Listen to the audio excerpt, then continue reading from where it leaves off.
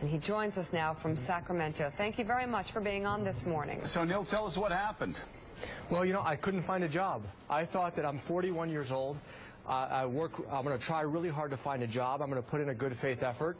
And nobody was hiring. The thing that amazed me is I didn't see a single help wanted sign in the entire week. But I saw all these signs that fast food restaurants are now accepting food stamps. And so the notion that California is back, it just rings hollow for millions of Californians, 24% of whom are living in poverty today. Well, we hear about how great the economy's going, and talk about 4% growth. Wall Street's just absolutely exploding. But the thing that bothers us is, and we talk about it every day on this show, that the rich are getting richer, the poor are getting poor. There are, let's just say it, John Edwards is right, there are two Americas. Wall Street's doing great, and Main Street is withering on the vine. Yeah, when the Fed pumps so much money into the economy, it does push up asset prices, which helps the owners of those assets, but it doesn't generate real economic growth. And that means we need pro-growth economic policies so that we can manufacture here in California, we can actually have enough water to feed our farms, we can put back to work. We know how to do this, but we have to make big changes, big pro-growth changes in order to rebuild the middle class. Michael Stills with us from Washington has a question. Michael. Hey, Neel, it's good to see you, man. You are part of an emerging group of Republicans who are really putting a focus on issues of poverty, issues that are reflecting on jobs and the like.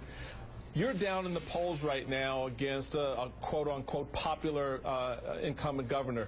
How will you translate your experience, certainly in Fresno, but more broadly, the principles and policies you want to bring to leadership in to govern California so that you do have a real fighting chance in this race? Well, Jerry Brown is ducking. He doesn't want to talk about poverty, doesn't want to talk about unemployment, doesn't want to talk about California schools, which are some of the worst in the country.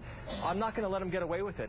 I'm going to use every creative tactic imaginable to drag him out of the cocoon that his father built for him to engage on these serious issues and force a conversation.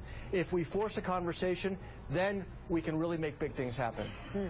Nicole Wallace. I know a lot of people, Republicans all around the country, are excited about you, not just in the state where I know you're behind in the polls, but nationally. What's happening in Washington making it easier for you or harder for you to get your message across to California voters?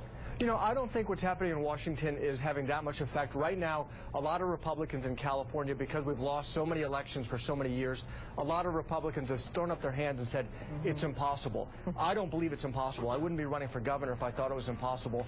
And if we reach every group out there, Latinos, African Americans, Asians, Caucasians, gays and lesbians, everyone, with a positive economic message focused on economic opportunity, we can grow the Republican Party, we can win, and we can fix California. I'm convinced of it.